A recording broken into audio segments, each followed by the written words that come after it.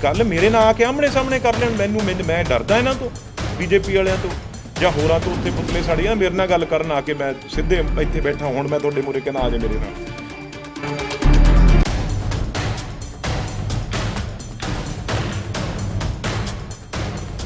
BJP ਦੇ leader ਵਿਚਾਰੇ ਦਿੱਲੀ ਬੈਠੇ ਆ ਸਾਰੇ, ਆ ਮੈਂ ਉੱਥੋਂ ਵੀ ਆਇਆ, ਸਾਡੀਆਂ ਮੀਟਿੰਗਾਂ ਸੀ ਰਾਜਨਾਥ ਦੇ ਪਿਊਸ਼ ਗੋਇਲ ਤੇ ਅਮਿਤ ਸ਼ਾਹ ਜੀ ਨਾਲ। ਇਹ ਤਾਂ ਉੱਥੇ ਹੀ ਬੈਠੇ ਆ, ਉਹਨਾਂ ਦੀ ਗੋਦੀਆਂ 'ਚ ਇੱਥੇ ਪੰਜਾਬ ਆਉਂਦੇ ਨਹੀਂਗੇ, ਸ਼ੰਭੂ ਤੋਂ ਵੜਨ ਨਹੀਂ ਦਿੰਦਾ ਇਹਨਾਂ ਨੂੰ। ਅੱਜ ਸਥਾਨਕ ਬਚਤ ਭਵਨ ਵਿਖੇ ਕੇਂਦਰ ਅਤੇ ਰਾਜ ਸਰਕਾਰ ਦੀਆਂ ਚੱਲ ਰਹੀਆਂ ਯੋਜਨਾਵਾਂ ਦੀ ਰਿਵਿਊ ਮੀਟਿੰਗ ਤੋਂ ਬਾਅਦ ਲੁਧਿਆਣਾ ਤੋਂ ਸਾਂਸਦ ਰਵਨੀਤ ਸਿੰਘ ਬਿੱਟੂ ਨੇ ਮੀਡੀਆ ਤੋਂ ਸੰਬੋਧਿਤ ਹੁੰਦਿਆਂ ਸਰਕਾਰ ਦੀਆਂ ਯੋਜਨਾਵਾਂ ਦੇ ਲਾਭ ਬਾਰੇ ਜਾਣਕਾਰੀ ਸਾਂਝੀ ਕੀਤੀ ਅਤੇ ਤਾਜ਼ਾ ਮਸਲੇ ਤੇ ਖੁੱਲ੍ਹ ਕੇ ਵਿਚਾਰ ਕੀਤਾ। ਕੀ ਕਿਹਾ ਰਵਨੀਤ ਬਿੱਟੂ ਨੇ, ਆਓ ਤੁਸੀਂ ਵੀ ਸੁਣੋ। ਦੇਖੋ ਧੁਨਾ ਜੀ ਤੇ ਸਾਰੇ ਮੀਡੀਆ ਵਾਲੇ, ਤੁਹਾਨੂੰ ਪਤਾ ਆਪਾਂ ਲਗਾਤਾਰ 6 ਸਾਲ ਤੋਂ ਇਹ ਮੀਟਿੰਗਾਂ ਸਾਰੀਆਂ ਜਿਹੜੀਆਂ ਮੱਕੜ ਸਾਹਿਬ ਕਰਦੇ ਆ, ਤੇ ਪਰ ਇਹ ਕੋਵਿਡ ਕਰਕੇ ਜਿਹੜੀ ਕੁਆਟਰਲੀ ਮੀਟਿੰਗ ਸੀ ਇਹ ਨਹੀਂ ਹੋ ਸਕੀਆਂ। ਤੇ ਪਰ ਮੈਂ ਐਡਮਿਨਿਸਟ੍ਰੇਸ਼ਨ ਨੂੰ ਕਿਹਾ, ਪਹਿਲੀ ਆਪਣੀ ਸ਼ੁਰੂ ਹੋਈ ਆ ਲੁਧਿਆਣੇ ਦੀ, ਉਹ ਮੈਂ ਕਿਹਾ ਜਦੋਂ ਪਾਰਲੀਮੈਂਟ ਸੈਸ਼ਨ ਹੋ ਸਕਦਾ, ਸਾਡੀਆਂ ਪਾਰਲੀਮੈਂਟ ਕਮੇਟੀਆਂ ਦੀਆਂ ਮੀਟਿੰਗ ਹੁੰਦੀਆਂ ਏ, ਤੇ ਇਹ ਮੀਟਿੰਗ ਕਿਉਂ ਨਹੀਂ ਹੋ ਸਕਦੀ। ਤੇ ਪਹਿਲੀ ਸ਼ੁਰੂਆਤ ਆ ਇਹ ਆਪਾਂ ਆਪਣੇ ਜ਼ਿਲ੍ਹੇ ਲੁਧਿਆਣੇ 'ਚੋਂ ਦੁਬਾਰਾ ਪੰਜਾਬ 'ਚ ਸ਼ੁਰੂ ਕੀਤੀ ਆ ਇਹ ਜਿਹੜੀ ਸਮਾਰਟ ਸਿਟੀ ਦੀ ਤੇ ਵੀ ਦਿਸ਼ਾ ਦੀ ਜਿਹੜੀ ਕਹਿੰਦੇ ਆ ਮੀਟਿੰਗ ਨੂੰ। ਪਰ ਅੱਜ ਪਹਿਲਾਂ ਤਾਂ ਸਾਰੀ ਐਡਮਿਨਿਸਟ੍ਰੇਸ਼ਨ ਨੂੰ ਵੱਡੀ ਗੱਲ ਆ, ਕਿਉਂਕਿ ਐਡੀ ਮਹਾਮਾਰੀ ਵੱਡੀ ਨਾ ਕਿਸੇ ਨੇ ਸੁਣੀ ਸੀ ਨਾ ਦੇਖੀ ਸੀ, ਉਹਦੇ ਵਿੱਚ ਐਡਮਿਨਿਸਟ੍ਰੇਸ਼ਨ ਨੇ ਸਾਰੀ ਨੇ ਕੰਮ ਕੀਤਾ। ਤੇ ਲੁਧਿਆਣਾ ਸਭ ਤੋਂ ਵੱਡਾ ਜ਼ਿਲ੍ਹਾ ਤਕਰੀਬਨ ਜਿੱਥੇ ਵੱਡੀ ਗਿਣਤੀ 'ਚ ਜਿਹੜੀਆਂ ਹੈ ਉਹ ਡੈਥ ਜਿਹੜੀਆਂ ਹੋਈਆਂ ਤਕਰੀਬਨ, ਜਿਹਦਾ ਫਿਗਰ ਮੈਨੂੰ ਲੱਗਦਾ 870 90 ਜਿਹੜਾ ਫਿਗਰ ਆ, ਤੇ ਉਸ ਦੇ ਵਿੱਚ ਅਲੱਗ-ਅਲੱਗ ਜ਼ਿੰਮੇਵਾਰੀ ਹੈਲਥ ਮਹਿਕਮੇ ਤੋਂ ਲੈ ਕੇ ਹਰ ਮਹਿਕਮੇ ਨੇ ਨਿਭਾਈ। ਉਹ ਉਹਨਾਂ ਨੂੰ ਸਜਦਾ ਧੰਨਵਾਦ ਕੀਤਾ, ਕਿਉਂਕਿ ਜਦੋਂ ਲੋਕ ਆਪਣੀਆਂ ਪਰਿਵਾਰਾਂ ਦੀਆਂ ਡੈੱਡ ਬੋਡੀਆਂ ਲੈਣੋਂ ਨਾ ਕਰ ਗਏ ਸੀ, ਸੰਸਕਾਰ ਕਰਨੋਂ ਨਾ ਕਰ ਗਏ ਸੀ, ਤੇ ਇਹ ਸਰਕਾਰ ਐਡਮਿਨਿਸਟ੍ਰੇਸ਼ਨ, ਇਹ ਮੁਲਾਜ਼ਮ ਜਿਨ੍ਹਾਂ ਨੇ ਬਹੁਤ ਵੱਡੀ ਭੂਮਿਕਾ ਨਿਭਾਈ। ਤੇ ਇੱਕ ਗੱਲ ਮੈਂ ਇਸ ਮੀਟਿੰਗ ਤੋਂ ਅਲੱਗ ਹੋ ਕੇ ਜ਼ਰੂਰ ਕਹੂੰਗਾ ਵੀ ਜੋ ਇੱਕ ਸਰਕਾਰ, ਕੋਈ ਵੀ ਸਰਕਾਰ, ਮੈਂ ਕਾਂਗਰਸ ਦੀ ਗੱਲ ਨਹੀਂ ਕਰਦਾ, ਕੋਈ ਵੀ ਸਰਕਾਰ ਤੇ ਮੁਲਾਜ਼ਮਾਂ ਦੀ ਆਮ ਤੌਰ ਤੇ ਬਹੁਤ ਵੱਡੀ ਇੱਕ ਲੋਕਾਂ 'ਚ ਰੋਸ ਗੁੱਸਾ ਹੁੰਦਾ ਹੈ, ਹੁੰਦਾ ਵੀ ਹੈ, ਕਿਉਂਕਿ ਹਰੇਕ ਦੇ ਕੰਮਕਾਰ ਜਿਹੜੇ ਆ ਉਹਨਾਂ ਨੇ ਕਰਨੇ ਹੁੰਦੇ ਆ, ਕਈ ਡਿਲੇ ਹੋ ਜਾਂਦੇ ਆ, ਕਿਵੇਂ ਵੀ ਹੁੰਦਾ ਆਪਣਾ ਸਿਸਟਮ ਆ ਜਿਵੇਂ। ਪਰ ਇਸ ਵਾਰ ਇਹਨਾਂ ਦਾ ਬਹੁਤ ਵੱਡਾ ਵਿਸ਼ਵਾਸ ਆ ਜਿਹੜਾ ਲੋਕਾਂ ਦੇ ਵਿੱਚ। ਕੋਵਿਡ ਦੇ ਦੌਰਾਨ ਜਿਹੜਾ ਇਹਨਾਂ ਨੇ ਕੰਮ ਕੀਤਾ, ਆਪਣੀਆਂ ਜਾਨਾਂ ਵੀ ਦਿੱਤੀਆਂ, ਬਿਮਾਰ ਵੀ ਹੋਏ, ਪ੍ਰਵਾਹ ਨਾ ਕਰਦੇ ਹੋਏ ਸੇਵਾ ਜਿਹੜੀ ਲੋਕਾਂ ਦੀ ਇਸ ਵਾਰ ਸਾਰੇ ਹੀ ਮੁਲਾਜ਼ਮਾਂ ਨੇ ਆਮ ਲੋਕਾਂ ਨਾਲ ਰਲ ਕੇ ਕੀਤੀ ਆ। ਇਸ ਕਰਕੇ ਇਹਨਾਂ ਦਾ ਧੰਨਵਾਦ ਕੀਤਾ। ਬਾਕੀ ਤੁਹਾਨੂੰ ਪਤਾ, ਜਿਵੇਂ ਐਜੂਕੇਸ਼ਨ ਮਹਿਕਮੇ ਦੀ ਗੱਲ ਕੀਤੀ, ਇਸ ਵੇਲੇ ਸਕੂਲ ਤਾਂ ਬੰਦ ਨੇ, ਪਰ ਜੋ ਇਹ ਗੱਲ ਕਿੰਨੀ ਕੁ ਇਹ ਮੈਂ ਹਜੇ ਦੇਖੀ ਨਹੀਂ, ਪਰ ਅੱਜ ਗੱਲ ਇਹ ਪਤਾ ਲੱਗੀ ਆ ਵੀ ਅਸੀਂ ਜਿਹੜੇ ਵੀ ਜ਼ਰੂਰਤਮੰਦ, ਜਿਵੇਂ ਮਿਡ ਡੇ ਮੀਲ ਸਕੂਲ ਸੀ, ਜੋ ਅੱਜ ਐਜੂਕੇਸ਼ਨ ਡੀਓ ਕਹਿ ਰਹੇ ਸੀ ਵੀ ਅਸੀਂ ਜਿਹੜੇ ਲੋੜਵੰਦ ਬਹੁਤ ਜ਼ਿਆਦਾ ਜਿਹੜਾ ਨੂੰ ਲੋੜ ਸੀ, ਅਸੀਂ ਮਿਡ ਡੇ ਮੀਲ ਆ ਜਿਹੜਾ ਇਹ ਕੋਸ਼ਿਸ਼ ਕੀਤੀ ਆ ਵੀ ਬੱਚਿਆਂ ਦੇ ਘਰ ਤੱਕ, ਸਕੂਲ 'ਚ ਤਾਂ ਨਹੀਂ ਆਉਂਦੇ, ਘਰ ਤੱਕ ਅਸੀਂ, ਜੇ ਇਹ ਗੱਲ ਹੈ ਸੱਚ, ਕਿੰਨੇ % ਸੱਚ ਆ ਉਹ ਵੈਰੀਫਾਈ ਕਰਨ ਦੀ ਗੱਲ ਆ, ਪਰ ਇਹ ਗੱਲ ਜੇ ਹੋਈ ਆ ਤਾਂ ਇਹ ਵੱਡੀ ਗੱਲ ਆ। ਵੀ ਉਸ ਦੌਰਾਨ ਵੀ ਇਹਨਾਂ ਨੇ ਹਜੇ ਉਹਨਾਂ ਨੇ ਦੱਸਿਆ ਵੀ ਪਹਿਲਾਂ ਟੀਚਰ ਬਹੁਤ ਘਬਰਾਏ ਹੋਏ ਸੀ, ਡਰੇ ਹੋਏ ਸੀ ਜਾਣ ਨੂੰ ਪਿੰਡਾਂ 'ਚ, ਸ਼ਹਿਰਾਂ 'ਚ, ਪਰ ਜੇ ਦਿੱਤਾ ਤਾਂ ਵੱਡੀ ਗੱਲ ਹੋਈ ਆ। ਉਦੋਂ ਬਾਅਦ ਗੱਲ ਖਾਸ ਤੌਰ 'ਤੇ ਤੁਹਾਨੂੰ ਪਤਾ ਇੱਕ ਬਹੁਤ ਵੱਡਾ ਸਕੈਂਡਲ ਜਿਹੜਾ ਆਪਣੇ ਪੰਜਾਬ ਦੇ ਲੁਧਿਆਣੇ 'ਚ ਹੋਇਆ, ਬੀਜ ਦਾ, ਸੀਡ ਦਾ, ਉਹਦੇ ਬਾਰੇ ਬੈਨੀਪਾਲ ਸਾਹਿਬ ਜਿਹੜੇ ਇਹਦੇ 'ਤੇ ਚੀਫ ਨੇ, ਉਹਨਾਂ ਨੇ ਦੱਸਿਆ ਵੀ ਕਿਸ ਤਰੀਕੇ ਨਾਲ ਕਿੰਨੇ ਲੋਕਾਂ ਦੇ ਸੈਂਪਲ ਫੇਲ ਹੋਏ ਆ।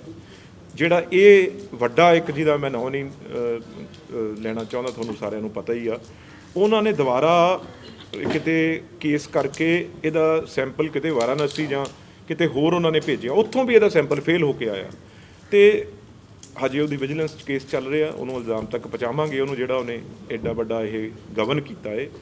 ਹੋਰ ਚੌਥੀ ਗੱਲ, SDM ਸਾਹਿਬਾਨਾਂ ਨੂੰ ਸਾਰਿਆਂ ਨੂੰ ਇਹ ਹੁਕਮ ਕੀਤੇ ਗਏ ਆ ਵੀ ਤੁਸੀਂ ਖਾਸ ਤੌਰ ਤੇ, ਮਹਿਕਮੇ ਤਾਂ ਹੈ ਹੀ ਹੈ, ਪਰ SDM ਅੱਗੇ ਤੋਂ ਇੱਕ ਪ੍ਰੋਜੈਕਟ ਜਿਹੜਾ ਸੈਂਟਰ ਗਵਰਨਮੈਂਟ ਦਾ, ਤੁਸੀਂ ਵੀ ਉਹਨੂੰ ਅਡਾਪਟ ਕਰਕੇ ਵੀ ਤੁਸੀਂ ਰੈਕੋਰਡ 'ਚ ਕਿਹਨੇ ਕੀ ਕੀਤਾ, ਸਮਰਾਲੇ 'ਚ ਕਿਹਨੇ ਕੀ ਕੀਤਾ, ਇੱਕ ਪ੍ਰੋਜੈਕਟ ਤੁਸੀਂ ਆ ਕੇ ਦੱਸੋਗੇ ਵੀ ਅਸੀਂ ਆ ਕੁਆਟਰਲੀ 3 ਮਹੀਨੇ 'ਚ ਕਿਹੜੀ, ਸਾਰੀ ਚੀਜ਼ਾਂ ਤਾਂ ਉਹਨਾਂ ਨੇ ਲਾਗੂ ਕਰਨੀਆਂ, ਪਰ ਇੱਕ ਖਾਸ ਤੌਰ ਤੇ ਉਹਨੂੰ ਅਲੱਗ ਇੱਕ ਪ੍ਰੋਜੈਕਟ ਨੂੰ ਨਮੂਨੇ ਦਾ ਬਣਾ ਕੇ ਦਿਖਾਓ। ਇਹਦੇ ਉੱਤੇ ਗੱਲ ਹੋਈ ਆ। ਚੌਥੀ ਗੱਲ ਇਹ ਹੋਈ ਆ ਵੀ DC ਸਾਹਿਬ ਨੂੰ ਇਹ, ਕਿਉਂਕਿ ਸਾਰੀ ਜ਼ਿਲ੍ਹਾ ਪ੍ਰੀਸ਼ਦ ਦੇ ਤਾਂ ਬਲਾਕ ਸਮਤੀਆਂ ਦੇ ਚੇਅਰਮੈਨ ਸਾਰੇ ਮੌਜੂਦ ਸੀ। ਉਹਨਾਂ ਦੇ ਹੁੰਦੇ ਕਿਹੜੀ ਸੜਕਾਂ ਦੀ ਪ੍ਰੋਬਲਮ ਆ, ਕਿਹੜੇ ਕਿਉਂਕਿ ਬਹੁਤ ਇਹ ਗੱਲ ਸਾਹਮਣੇ ਆਈ ਵੀ ਬਹੁਤ ਜ਼ਮੀਨਾਂ ਇਹ ਪੰਚਾਇਤਾਂ ਦੀਆਂ ਜਿਹੜੀਆਂ ਜ਼ਮੀਨਾਂ ਇਹ ਜਿਹੜੀਆਂ ਲੋਕਾਂ ਨੇ ਦੱਬੀਆਂ ਹੋਈਆਂ ਤੇ ਉਹ ਜ਼ਮੀਨਾਂ ਖਾਲੀ ਨਹੀਂ ਹੋ ਰਹੀਆਂ। ਕੋਈ ਨਾ ਕੋਈ ਸਾਡੇ ਵੱਲੋਂ ਜਿਹੜਾ ਗਵਰਨਮੈਂਟ ਵੱਲੋਂ ਜਾਂ ਲਾਇਰ ਜਾਣਾ ਚਾਹੀਦਾ, ਉਹ ਕਿਤੇ ਨਾ ਕਿਤੇ ਉਹ 'ਚ ਕਮੀ ਆ। ਇਹ ਕਿਹਾ ਵੀ ਚੰਗੇ ਤੋਂ ਚੰਗਾ ਵਕੀਲ ਆ ਜਿਹੜਾ ਉਹਦੇ ਲਈ ਕਰਕੇ ਇਹ ਸਾਰੀਆਂ ਜ਼ਮੀਨਾਂ ਹੈ ਜਿਹੜੀਆਂ ਇਹ ਲੋਕਾਂ ਤੋਂ ਛੜਾਈਆਂ ਜਾਣ, ਜਿਨ੍ਹਾਂ ਦੀ ਪੰਚਾਇਤ ਦੀਆਂ ਜ਼ਮੀਨਾਂ, ਕੋਈ ਕਿਸੇ ਦਾ ਕੋਈ ਇੰਟਰਸਟ ਨਹੀਂਗਾ, ਇਹ ਤਾਂ ਪੰਚਾਇਤੀ ਜ਼ਮੀਨਾਂ ਹੈ। ਜੇ ਕੋਈ ਦੱਬੀ ਬੈਠਾ ਬੰਦਾ ਉਹ ਤੋਂ ਸਰਕਾਰ ਦਾ ਕੰਮ ਆ ਉਹਨਾਂ ਤੋਂ ਛਡਾਉਣਾ। ਤੇ ਹੋਰ ਵੱਖ-ਵੱਖ ਕੈਂਪ, ਜਿਵੇਂ ਕਿ ਹਰ ਇਸ ਵੇਲੇ ਲੋੜ ਆ, ਕਿਉਂਕਿ ਆਪਾਂ ਖੇਤੀ ਦੀ ਕਿੱਡੀ ਵੱਡੀ ਗੱਲ ਰੌਲਾ ਪੈ ਰਿਹਾ ਹੈ। ਉਸ ਵੇਲੇ ਇੱਥੇ ਗੱਲ ਸਾਹਮਣੇ ਆਈ ਵੀ ਮੱਕੀ ਦੀ ਖੰਨਾ ਤੇ ਜਗਰਾਉਂ ਦੇ ਵਿੱਚ ਉਹਦੇ ਜਿਹਨੂੰ ਆਪਾਂ ਆਪਣੇ ਖਾਦ ਆਪਣਾ ਅਚਾਰ ਕਹਿ ਦਿੰਦੇ ਆ ਜਾਨਵਰਾਂ ਦੇ ਲਈ ਫੀਡ ਦੇ ਥਾਂ ਕੰਮ ਆਉਂਦਾ, ਉਹ ਕਹਿੰਦੇ ਬਹੁਤ ਚੰਗਾ ਕੰਮ ਖੰਨੇ ਤੇ ਜਗਰਾਉਂ 'ਚ ਹੋਇਆ। ਉਹ ਨਮੂਨਾ ਕਿਵੇਂ ਆ ਸਾਰੇ ਲੁਧਿਆਣੇ ਨੂੰ ਬਾਕੀ ਲੋਕ ਫਾਰਮਰਸ ਨੂੰ ਦਿਖਾਇਆ ਜਾਵੇ ਵੀ ਉਹ ਨਾ ਮੱਕੀ ਬੀਜੀ ਜਾ ਸਕੇ ਤੇ ਉਹ 'ਚ ਕਮਾਈ ਕਹਿੰਦੇ ਬਹੁਤ ਵਧੀਆ ਕਮਾਈ ਆ ਫਾਰਮਰਸ ਨੂੰ, ਆਪਣੇ ਰਾਜਸਥਾਨ ਤੱਕ ਉਹ ਜਿਹੜਾ ਅਚਾਰ ਆ ਉਹ ਜਾ ਰਿਹਾ। ਤੇ ਇਹੋ ਜਿਹੀਆਂ ਗੱਲਾਂ ਬਹੁਤ ਨੇ ਜਿਹੜੇ ਵੱਖ-ਵੱਖ ਇਸ਼ੂਜ਼ ਤੇ ਇਹ ਗੱਲਾਂ ਅੱਜ ਹੋਈਆਂ ਤੇ ਜਿਹਦੇ ਵਿੱਚ ਆਉਣ ਵਾਲੇ ਦਿਨਾਂ 'ਚ ਫੈਸਲੇ ਲਏ ਜਾਣਗੇ। ਤੇ ਸ਼ਹਿਰ ਵਾਰੀ ਇੱਕ ਖਾਸ ਤੌਰ ਤੇ ਗੱਲ ਹੋਈ ਆ, ਜਿਹੜੇ ਅੰਕੜੇ ਆਏ ਆ ਤਕਰੀਬਨ ਉਹ 65% ਜਿੱਥੇ ਵੀ ਹੈਲਥ ਮਹਿਕਮੇ ਨੇ ਚੈੱਕ ਕੀਤਾ ਹੈ ਪਾਣੀ, ਚਾਹੇ ਉਹ ਸਕੂਲ ਦੇ ਹੋਣ ਚਾਹੇ ਟਿਊਬਲਾਂ ਦੇ ਹੋਣ, ਉਹ ਪਾਣੀ ਜਿਹੜਾ ਹੈ ਪੀਣ ਯੋਗ ਉਹ ਸੈਂਪਲਾਂ ਵਿੱਚ ਫੇਲ ਹੋਇਆ ਹੈ। ਤੇ ਇਹ ਕਾਰਪੋਰੇਸ਼ਨ ਨੂੰ ਕਿਹਾ ਹੈ ਵੀ ਆਪਣੇ ਟਿਊਬਲ ਭਾਈ ਜਿਹੜੇ ਇਹਨਾਂ ਦੇ ਦੱਸੇ ਆ ਉਹਨਾਂ ਨੂੰ ਦੇਖੋ ਕੀ ਉਹ ਪਾਣੀ ਦੁਬਾਰਾ ਉਹ ਸੁਧਰ ਗਿਆ ਹੈ, ਜੇ ਨਹੀਂ ਸੁਧਰਿਆ ਤਾਂ ਕਿਉਂ ਹਜੇ ਤੱਕ ਡਿਲੇ ਕਿਉਂ ਆ, ਜਦੋਂ ਹੈਲਥ ਮਹਿਕਮਾ ਕਹਿ ਰਿਹਾ। ਤੇ ਜੇ ਉਹ ਪਾਣੀ ਹਜੇ ਚੱਲ ਰਿਹਾ ਸਕੂਲਾਂ ਜਾਂ ਬਾਕੀ ਟਿਊਬਲਾਂ 'ਚ, ਉਹ ਬਹੁਤ ਵੱਡੀ ਕੋਤਾਹੀ ਆ। ਤੇ ਉਹਦੇ ਉੱਤੇ ਵੱਡਾ ਸਟਿੱਕਰ, ਜਿਵੇਂ ਆਪਾਂ ਕੋਵਿਡ ਦੇ ਤੌਰ ਤੇ ਆਪਾਂ ਯੂਜ਼ ਕੀਤਾ ਵੀ ਘਰਾਂ ਤੇ ਲਾ ਦਿੰਦੇ ਸੀ ਵੀ ਆ ਕੋਵਿਡ ਹੋਇਆ ਜਾਂ ਇੱਥੇ ਕਰੋਨਾ ਹੋਇਆ, ਉਸ ਤਰੀਕੇ ਨਾਲ ਉਸ ਟੈਂਕੀ 'ਚ ਉਸ ਜਿਹੜਾ ਪੀਣਯੋਗ ਜਿਹੜਾ ਆਪਣਾ ਟਿਊਬਲ ਚੱਲਦੇ ਆ ਜਿੱਥੇ ਜਾਂ ਜਿਹੜੀ ਟੂਟੀ ਆ ਉਹ 'ਚ ਜਿਹੜਾ ਪੀਣਯੋਗ ਦਾ ਮੂਹਰੇ ਲਿਖਿਆ ਹੋਵੇ ਵੀ ਇਹ ਪਾਣੀ ਹਜੇ ਨਹੀਂ ਪੀਣਾ ਜਿੰਨਾ ਚਿਰ ਇਹਦੀ ਅਸੀਂ ਇਹਨੂੰ ਚੇਂਜ ਨਹੀਂ ਕਰਦੇ। ਇਹੋ ਜਿਹੀ ਹਰ ਮੁੱਦੇ ਤੇ ਜਿਹੜੀਆਂ ਗੱਲਾਂ ਹੋਈਆਂ ਹੈ। ਇੱਕ ਹੋਰ ਬੜੀ ਵੱਡੀ ਇੱਕ ਤਾਂ ਦੇਖੋ ਸਕੀਮਾਂ ਬਹੁਤ ਹੁੰਦੀਆਂ, ਕਈ ਵਾਰ ਮੈਂ ਖਾਸ ਤੌਰ ਤੇ ਚੇਅਰਮੈਨ ਬੁਲਾ ਕੇ ਇਹਨਾਂ ਨੂੰ ਕਿਹਾ ਵੀ ਤੁਸੀਂ ਗਰਾਊਂਡ ਨਾਲ ਜੁੜੇ ਆ। ਹੁਣ ਇੱਕ ਫੈਸਲਾ ਇਹ ਆ ਵੀ ਹਰੇਕ ਜਿੱਥੇ 50% SC ਆਬਾਦੀ ਆ ਉਹਦੇ ਪਿੰਡਾਂ ਲਈ ਅਲੱਗ ਗ੍ਰਾਂਟ ਆ ਜਿਹੜੀ ਸਾਡੇ ਕੋਲ ਪਈ ਆ, ਉਹ ਅੱਗੇ ਜਾਣੀ ਚਾਹੀਦੀ ਆ। ਹਰ ਘਰ ਟੂਟੀ ਦੀ ਜਿਹੜੀ ਗੱਲ ਆ ਉਹ ਸਾਰਾ ਖਰਚ ਜਿਹੜਾ ਉਹ ਸਰਕਾਰ ਨੇ ਕਰਨਾ ਹੈ। ਉਹ ਪੰਚਾਇਤਾਂ ਨੂੰ ਕਿਹਾ ਵੀ ਭਾਈ ਆਪਣਾ ਸਾਰੇ ਡਾਟਾ ਦਿਓ, ਜਿੱਥੇ ਨਹੀਂ ਗੀ ਗਰੀਬ ਆਦਮੀ ਦੇ ਕੋਲ, ਜਿੱਥੇ ਤਾਂ ਵੱਡਾ ਪਿੰਡ ਆ ਜਿੱਥੇ ਟੂਟੀਆਂ ਦੀ ਕਾਫੀ ਜ਼ਿਆਦਾ ਕਮੀ ਆ, ਉੱਥੇ ਤਾਂ ਨਿਵਾੜ ਵੱਲੋਂ ਟੈਂਕੀ ਤੇ ਹੋਰ ਸਾਰਾ ਪ੍ਰਬੰਧ ਕੀਤਾ ਜਾਣਾ। ਜਿੱਥੇ 10-20 ਘਰ ਨੇ ਉੱਥੇ ਇਕੱਲਾ ਪਾਈਪਲਾਈਨ ਪੈ ਕੇ ਟੂਟੀਆਂ ਲੱਗਣੀਆਂ ਹੈ। ਤੇ ਬਹੁਤ ਇਹੋ ਜਿਹੀਆਂ ਸਕੀਮਾਂ ਹੈ ਜਿਹੜੀਆਂ ਇੱਥੇ ਪਤਾ ਲੱਗਦੀਆਂ ਹੈ। ਤੇ ਇਸੇ ਕਰਕੇ ਪਾਰਟਿਸਿਪੇਸ਼ਨ ਜਿਹੜੇ ਸਾਰੇ ਚੇਅਰਮੈਨਾਂ ਦੀ ਅੱਜ ਲੁਧਿਆਣਿਆਂ ਦੀ ਇਹਨਾਂ ਦੀ ਕੀਤੀ ਆ, ਕਿਉਂਕਿ ਜੁੜੇ ਇਹ ਹੋਇਆ ਗਰਾਊਂਡ ਲੈਵਲ। ਐਮਪੀ ਸਾਹਿਬ, ਕਈ ਵੈਲਫੇਅਰ ਦੀਆਂ ਸਕੀਮਾਂ ਕੇਂਦਰ ਤੇ ਪੰਜਾਬ ਸਰਕਾਰ ਵੱਲੋਂ ਚਲਾਈਆਂ ਜਾ ਰਹੀਆਂ ਨੇ, ਪਰ ਜਾਗਰੂਕਤਾ ਦੀ ਕਮੀ ਕਰਕੇ ਉਹ ਸਕੀਮਾਂ ਜਿਹਨਾਂ ਲੋਕਾਂ ਨੂੰ ਚਾਹੀਦੀਆਂ ਮਿਲਣੀਆਂ ਉੱਥੇ ਲਾਭ ਪਹੁੰਚਦਾ ਨਹੀਂ ਹੈਗਾ। ਉਹਦੇ ਬਾਰੇ ਕੀ? ਮੈਂ 100% ਤੁਹਾਡੇ ਨਾਲ ਸਹਿਮਤ ਹਾਂ ਇਸ ਗੱਲ ਨੂੰ। ਜੇ ਮੈਂ ਇਹ ਕਹੂੰਗਾ ਵੀ ਇਹ ਗੱਲ ਕਮੀ ਨਹੀਂ ਗੀ ਤਾਂ ਉਹ ਝੂਠ ਹੋਏਗਾ। ਇਹ ਕਮੀ 100% ਹੈਗੀ ਆ। ਜਿਵੇਂ ਅੱਜ ਇੱਕ ਗੱਲ ਹੋਈ ਵੀ ਜਦੋਂ ਅਸੀਂ ਕਿਸੇ ਨੇ ਵੀ ਡਿਲੀਵਰੀ ਕਰਾਉਣੀ ਆ, ਕੋਈ ਵੀ ਹੋਵੇ, ਉਹਨੂੰ ਅੱਜ ਹਸਪੀਟਲਾਂ ਦੇ ਵਿੱਚ ਕੀ ਹੁੰਦਾ, ਅੱਜ ਦੀ ਸਥਿਤੀ ਮੈਂ ਦੱਸਦਾ ਵੀ ਅੱਜ ਚੰਗਾ ਬੰਦਾ ਵੀ ਪ੍ਰਾਈਵੇਟ ਹਸਪੀਟਲ 'ਚ ਕਈ ਵਾਰ ਡਿਲੀਵਰੀ ਕਰਾਉਣ ਨਹੀਂ ਜਾਂਦਾ ਵੀ ਇਹ ਇੱਕ ਬਣ ਗਿਆ ਵੀ ਇਹ ਆਪਰੇਸ਼ਨ ਕਰਨਗੇ, ਜਿਹੜੀ ਇਹ ਸਰਜਰੀ ਕਰਨਗੇ। ਤੇ ਇਸ ਕਰਕੇ ਲੋਕ ਚਾਹੁੰਦੇ ਆ ਵੀ ਅਸੀਂ ਸਰਕਾਰੀ ਕਿਤੇ ਵੀ ਸਿਵਲ ਹਸਪੀਟਲ ਜਾਂ ਜਿਹੜੇ ਹੋਰ ਹਸਪੀਟਲ ਨੇ ਡਿਸਪੈਂਸਰੀਜ਼ ਆ ਉਹ 'ਚ ਜਾਈਏ। ਪਰ ਇੱਥੇ ਇਹ ਵੀ ਆ ਵੀ ਜੇ ਕਿਸੇ ਨੇ ਡਿਲੀਵਰੀ ਕਰਾਉਣੀ ਉਹ ਵੀ ਮੁਫਤ ਆ, ਤੇ ਪਰ ਕਿਸੇ ਨੂੰ ਨਹੀਂ ਪਤਾ, ਕਿਤੇ ਨਹੀਂ ਇਹਦਾ ਲੱਗਿਆ। ਤੇ ਇਹ ਅੱਜ ਫੈਸਲਾ ਹੋਇਆ ਵੀ ਇਹਦੇ ਵਿੱਚ ਪੈਸਾ ਵੀ ਦੀ ਕੋਈ ਕਮੀ ਨਹੀਂ। ਜੱਚਾ ਬੱਚਾ ਦੇ ਜਿਹੜੀ ਸਕੀਮ ਉਹਦੇ ਤਹਿਤ ਹਰ ਜਗ੍ਹਾ ਇਹਦੇ ਬੋਰਡ ਲਗਾਓ, ਉੱਥੇ ਦੱਸੋ ਵੀ ਜੇ ਕੋਈ ਵੀ ਡਿਲੀਵਰੀ ਕਰਾਉਣਾ ਚਾਹੁੰਦਾ ਏ ਉਹਦੀ ਮੁਫਤ ਹੋਏਗੀ। ਤੇ ਇਹ ਵੀ ਮੈਂ ਕਾਫੀ ਸਖਤੀ ਨਾਲ ਅੱਜ ਕਿਹਾ ਹੈ, ਕਿਉਂਕਿ ਅੱਜ ਚਲੋ ਹੈਲਥ ਮਹਿਕਮੇ ਦੀ ਤਾਰੀਫ ਕਰਨੀ ਸੀ, ਉਹ ਅੱਜ ਹਰ ਗੱਲ ਉਹਨਾਂ ਨੂੰ, ਕਿਉਂਕਿ ਬਹੁਤ ਔਖਾ ਸਥਿਤੀ 'ਚੋਂ ਲੰਘੇ ਆ। ਕੋਈ ਵੀ ਡਾਕਟਰ ਸਰਕਾਰੀ ਹਸਪੀਟਲ ਜੇ ਇਹ ਗੱਲ ਕਰਦਾ ਵੀ ਉਹ ਰੈਫਰ ਕਰਦਾ ਏ ਪ੍ਰਾਈਵੇਟ ਹਸਪੀਟਲ ਨੂੰ, ਤਾਂ ਉਹਦੇ ਉੱਤੇ ਵੀ ਕਾਰਵਾਈ ਕਰਨ ਨੂੰ ਇਹ ਕਿਹਾ ਏ ਵੀ ਜਦੋਂ ਬੰਦਾ ਤਾਂ ਇਹ ਕਹਿ ਰਿਹਾ ਵੀ ਬਾਹਰ ਪ੍ਰਾਈਵੇਟ 'ਚ ਆਪਰੇਸ਼ਨ ਅਸੀਂ ਨਹੀਂ ਕਰਾਉਣਾ, ਆਮ ਤੌਰ 'ਤੇ ਉਹ ਕਰਦੇ ਆ ਤੇ ਅਸੀਂ ਸਰਕਾਰੀ ਜੇ ਸਰਕਾਰੀ ਫਿਰ ਉਹਨੂੰ ਕਿਤੇ ਰੈਫਰ ਕਰਦਾ ਤੇ ਉਹਦੇ ਉੱਤੇ ਵੀ ਸਖਤ ਕਾਰਵਾਈ ਹੋਵੇ, ਇਹਦਾ ਵੀ ਅੱਜ ਫੈਸਲਾ ਲਿਆ। ਸੰਗੀ ਸਾਹਿਬ, ਬਿਹਾਰ ਦੇ ਇਲੈਕਸ਼ਨ ਦੇ ਅੱਜ ਰਿਜ਼ਲਟ ਆ ਰਿਹਾ, ਰਿਜ਼ਲਟ ਚੱਲ ਰਿਹਾ ਹੈ, ਉਸ ਨੂੰ ਲੈ ਕੇ ਤਾਂ ਦੋਵੇਂ ਪਾਰਟੀਆਂ ਲਗਭਗ ਬਰਾਬਰੀ ਤੇ ਚੱਲ ਰਹੀਆਂ ਨੇ। ਲੱਗਦਾ ਹੈ ਕਿ ਕਾਂਗਰਸ ਦਾ ਉੱਥੇ ਵੋਟ ਸ਼ੇਅਰ ਥੋੜਾ ਵਧਿਆ ਤੇ ਆਉਣ ਵਾਲੇ ਸਮੇਂ ਦੇ ਵਿੱਚ ਹੋਰ ਵੀ ਮਿਹਨਤ ਕਰ ਸਕਦੀ। ਦੇਖੋ ਮੈਨੂੰ ਤਾਂ ਮੈਂ ਐਵੇਂ ਕਹਾਂ, ਸਾਨੂੰ ਤਾਂ ਜੋ ਚੈਨਲਸ ਦੱਸ ਰਹੇ ਸੀ, ਜੋ ਹਰ ਚੈਨਲ ਦੱਸ ਰਹੇ ਸੀ, ਉਹ ਬੜਾ ਮਹਾਗਠਬੰਧਨ ਨੂੰ ਬਹੁਤ ਵਧੀਆ ਲੀਡ ਦੇ ਰਹੇ ਸੀ, ਚੰਗੀ ਦੇ ਰਹੇ ਸੀ। ਪਰ ਹੁਣ ਜੋ ਤੁਸੀਂ ਕਹਿ ਰਹੇ ਹੋ ਬਰਾਬਰ ਦੀ ਫਾਈਟ ਆ ਜਾਂ ਜਿਹੜਾ ਬੀਜੇਪੀ ਤੇ ਉਹ ਅੱਗੇ ਆ, ਇਸ ਕਰਕੇ ਕਿਤੇ ਨਾ ਕਿਤੇ ਤਾਂ ਲੱਗ ਰਿਹਾ ਸੀ ਵੀ ਇੱਕ ਬਹੁਤ ਵੱਡੀ ਆਸ ਸੀ ਕਾਂਗਰਸ ਤੇ ਲਾਲੂ ਜੀ ਦੀ ਪਾਰਟੀ ਆ ਜਿਹੜੀ ਆਰਜੇਡੀ। ਪਰ ਜੇ ਕਮੀ ਹੋਈ ਆ, ਇਹ ਕਿਉਂ ਹੋਈ ਹੈ ਕਿ ਬੜਾ ਸ਼ੱਕ ਦਾ, ਕਿਉਂਕਿ ਜਿਹੜੀਆਂ ਰੈਲੀਆਂ ਸੀ, ਜਿਹੜੇ ਇਕੱਠ ਸੀ ਲੋਕਾਂ ਦੇ, ਉਹ ਤਾਂ ਝੂਠ ਨਹੀਂ ਕਦੇ ਬੋਲਦੇ। ਜੋ ਜੋਸ਼ ਸੀ, ਜੋ ਇੱਕ ਪ੍ਰਾਈਮ ਮਿਨਿਸਟਰ ਜਦੋਂ ਗਿਆ ਤਾਂ ਉੱਥੇ 3 ਰੈਲੀਆਂ ਜਿਹੜੀਆਂ ਪ੍ਰਾਈਮ ਮਿਨਿਸਟਰ ਦੀਆਂ ਫੇਲ ਹੋ ਗਈਆਂ। ਤੇ ਇਹ ਰਿਜ਼ਲਟ ਜਿਹੜਾ ਆ ਰਿਹਾ, ਇਹਦੇ ਵਿੱਚ ਮੈਨੂੰ ਤਾਂ ਥੋੜਾ ਜਿਹਾ ਕਿਤੇ ਨਾ ਕਿਤੇ ਜੋ ਰਿਜ਼ਲਟ ਆਉਣਾ ਚਾਹੀਦਾ ਸੀ, ਉਹ ਸਾਡੇ ਲਈ ਇਹ ਰਿਜ਼ਲਟ ਨਹੀਂ ਗਾ। ਐਗਜ਼ਿਟ ਪੋਲ ਦੇ ਵਿੱਚ ਵੀ ਦਿਖਾਇਆ ਸੀ ਕਿ ਆਰਜੇਡੀ ਜਿਹੜੀ ਮੈਂ ਕਿਹਾ ਜੀ, ਜਿਹੜੇ ਚੈਨਲ ਪੂਰੇ ਪੱਕੇ ਬੀਜੇਪੀ ਦੇ ਚੈਨਲ ਜਿਹੜੇ ਕਹੇ ਜਾਂਦੇ ਆ, ਜਿਹੜਾ ਅੰਬਾਨੀ ਚੈਨਲ ਚਲਾਉਂਦਾ ਏ, ਰਿਲਾਇੰਸ ਚਲਾਉਂਦਾ ਏ, ਉਹ ਚੈਨਲਾਂ ਤੇ ਜਿਹੜਾ ਹੈ ਉਹ ਮਹਾਗਠਬੰਧਨ ਬਹੁਤ ਵੱਡੀ ਲੀਡ ਤੇ ਸੀ। ਤੇ ਇਹ ਜਿਹੜੇ ਹੁਣ ਰਿਜ਼ਲਟ ਆ ਰਹੇ ਨੇ, ਉਹ ਕਿਤੇ ਨਾ ਕਿਤੇ ਹੋਰ ਨੇ। ਲੱਗਦਾ ਜੀ ਪੰਜਾਬ ਦੀ ਰਾਜਨੀਤੀ ਤੇ ਫਰਕ ਪਊਗਾ ਬਿਹਾਰ ਦੀ ਇਲੈਕਸ਼ਨਾਂ ਦਾ ਰਿਜ਼ਲਟ? ਨਹੀਂ, ਉਹ ਤਾਂ ਉੱਥੇ ਤਾਂ ਕਿਉਂਕਿ ਕਾਂਗਰਸ ਤਾਂ ਉੱਥੇ ਤਾਂ ਇੱਕ ਛੋਟਾ ਪਾਰਟਨਰ ਆ ਕਾਂਗਰਸ ਤਾਂ, ਉਹ ਤਾਂ ਉਨੀਆਂ ਕੁ ਜਿਹੜੀਆਂ ਸੀਟਾਂ 20 25 30 ਸੀਟਾਂ ਉਨੀਆਂ ਕੁ ਪਹਿਲਾਂ ਮੈਨੂੰ ਲੱਗਦਾ 27 ਸੀ, ਹੁਣ ਵੀ ਇਹ 25 ਕਿਤੇ ਜਿੱਤ ਰਹੇ ਆ ਜਾਂ ਹੋਰ ਅੱਗੇ ਰਿਜ਼ਲਟ ਜਿਹੜਾ ਆ ਹੀ ਗਿਆ ਹੁਣ ਮੈਨੂੰ ਨਹੀਂ ਪਤਾ।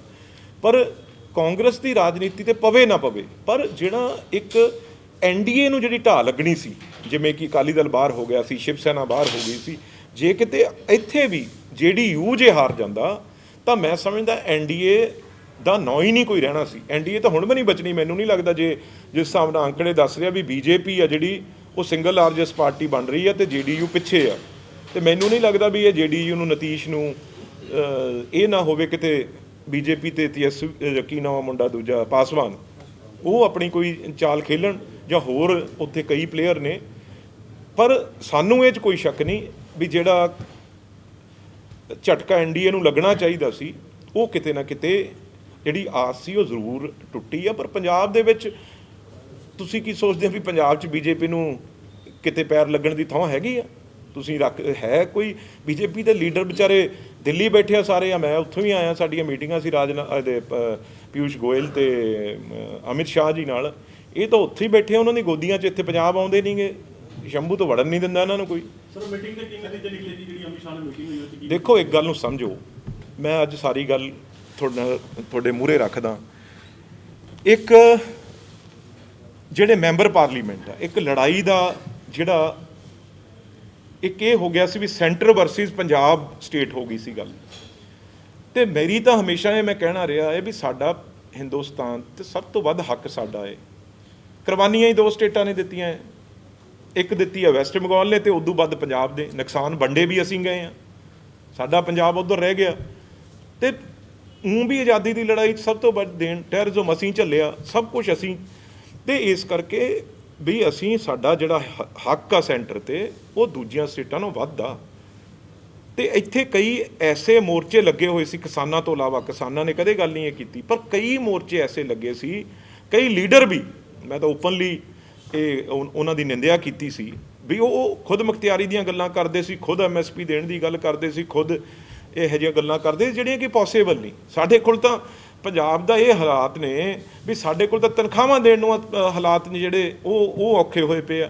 ਤੇ ਅਸੀਂ ਜਿਵੇਂ ਬੰਪਰ ਕ੍ਰੌਪ ਇਸ ਵਾਰ ਹੋਈ ਆ, ਮੱਕੜ ਸਾਹਿਬ, ਆਪਣੇ ਗੌਰਵ ਜੀ ਜਾਂ ਧੁੰਨਾ ਜੀ ਜਾਂ ਬਾਕੀ ਮੇਰੇ ਮੀਡੀਆ ਵਾਲੇ ਸਤਿਕਾਰੀ ਉਹ ਖੜੇ ਆ, 20 ਹਜ਼ਾਰ ਕਰੋੜ ਰੁਪਈਆ, 20 ਤੋਂ 30 ਹਜ਼ਾਰ ਕਰੋੜ ਰੁਪਈਆ ਇਸ ਵਾਰ ਸਾਡਾ ਜਿਹੜਾ ਪੈਡੀ ਦਾ ਉਹ ਸਾਨੂੰ FCI ਵੱਲੋਂ MSP ਦਾ ਪੈਦਾਵਾਰ ਜਿਹੜੀ ਵੱਧ ਹੋਈ ਹੈ ਤਾਂ ਉਹਨਾਂ ਨੂੰ ਦੇਣਾ ਪਿਆ ਏ। ਤੇ ਅਸੀਂ ਕਿੱਥੋਂ ਚੱਲ ਲਾਂਗੇ? ਸਾਡੇ ਕੋਲ ਤਾਂ ਜਿਹੜਾ ਇਹ ਹਰ ਸਾਲ ਉਹ ਜੇ ਅਸੀਂ ਬਜਟ ਦੇਖੀਏ ਤਾਂ ਸਾਡੇ ਕੋਲ ਤਾਂ 10,000 ਕਰੋੜ ਰੁਪਈਏ ਤੋਂ ਉੱਤੇ ਦਾ ਘਾਟਾ ਪੈਂਦਾ ਹੈ ਸਾਨੂੰ। ਤੇ ਟੋਟਲ ਬਜਟ ਹੀ ਸਾਡਾ ਟੋਟਲ 64-65 ਹਜ਼ਾਰ ਕਰੋੜ ਦਾ ਇਹ ਟੋਟਲ ਆਪਣਾ ਬਜਟ 64-65 ਹਜ਼ਾਰ ਕਰੋੜ ਦਾ। ਤੇ ਜਿਹੜੀ ਖਰੀਦ ਹੁੰਦੀ ਹੈ ਕੱਲੀ, ਇਸ ਵਾਰ ਪਿਛਲੀ ਵਾਰ ਜੇ 70,000 ਕਰੋੜ ਦੀ ਸੀ, ਇਸ ਵਾਰ ਉਹ ਟੱਪ ਕੇ 90,000 ਕਰੋੜ ਰੁਪਈਆ ਹੋ ਗਈ। ਜਿਹੜੀ ਕੱਲੀ ਦੋਨੋਂ ਫਸਲਾਂ ਖਰੀਦਦੇ ਆ ਆਪਾਂ, ਉਹ ਡਾਟਾ ਜੇ ਆਊਗਾ ਅਗਲਾ, ਉਹ ਇਸ ਵਾਰ 70,000 ਕਰੋੜ ਤੋਂ ਟੱਪ ਕੇ 90,000 ਕਰੋੜ ਨੂੰ ਟੱਚ ਕਰੂਗਾ।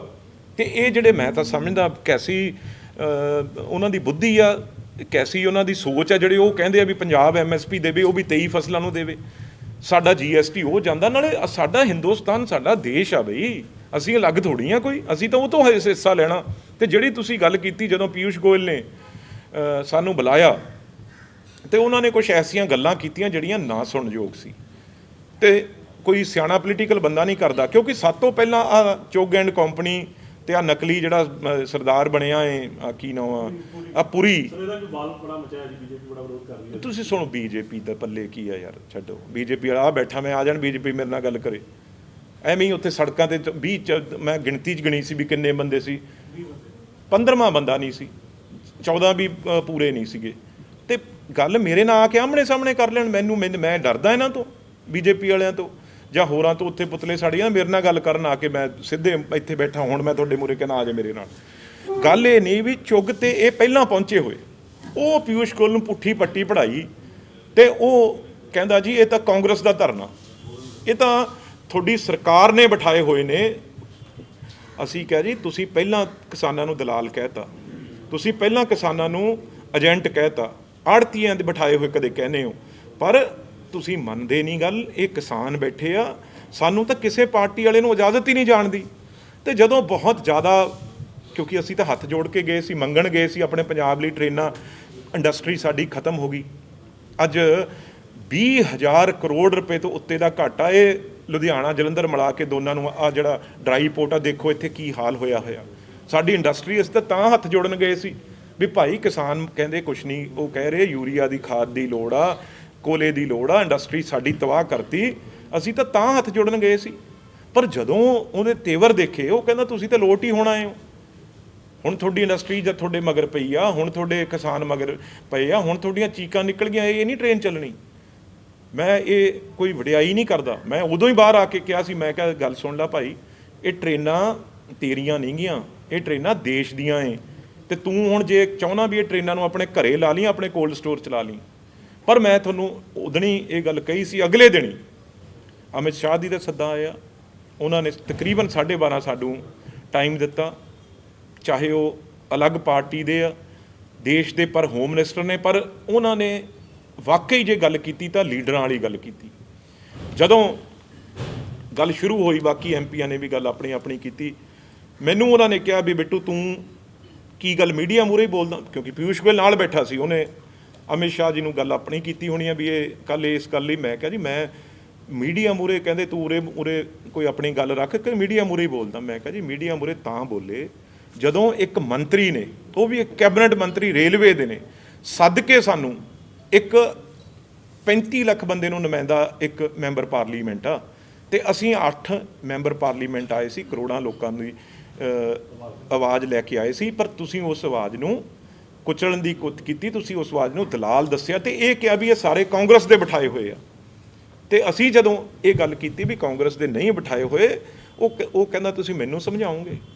ਤੇ ਫਿਰ ਅਸੀਂ ਉੱਥੇ, ਮੈਂ ਕਿਹਾ ਬਹਿਣ ਦਾ ਕੋਈ ਮਕਸਦ ਸੀ ਅਮਿਤ ਸ਼ਾਹ ਜੀ, ਪਰ ਅਮਿਤ ਸ਼ਾਹ ਜੀ ਨੇ ਇਹ ਗੱਲ ਕਹੀ ਵੀ ਮੈਂ ਇੱਕ ਗੱਲ ਦੇਖੋ, ਆ ਬੈਠਾ ਹੈ ਬਿੱਟੂ, ਮੈਂ ਜਦੋਂ ਅਕਾਲੀ ਦਲ ਹਰਸਿਮਰਤ ਕੌਰ ਤੇ ਸੁਖਬੀਰ ਸਿੰਘ ਬਾਦਲ ਜ਼ੋਰ ਪਾ ਰਹੇ ਸੀ ਵੀ ਰਾਜੋਆਣੇ ਨੂੰ ਛੱਡੋ, ਉਹਦੀ ਫਾਂਸੀ ਮਾਫ ਕਰੋ, ਤੇ ਮੈਂ ਅਮਿਤ ਸ਼ਾਹ ਜੀ ਨੂੰ ਮਿਲਿਆ ਸੀ, ਜਾ ਕੇ ਗੱਲ ਕੀਤੀ ਸੀ ਵੀ ਤੁਸੀਂ ਔਨ ਫਲੋਰ ਆਫ ਹਾਊਸ ਇਹ ਗੱਲ ਕਹੋ ਵੀ ਤੁਸੀਂ ਇਹਨੂੰ ਮਾਫ ਕਰ ਰਹੇ ਹੋ ਜਾਂ ਨਹੀਂ।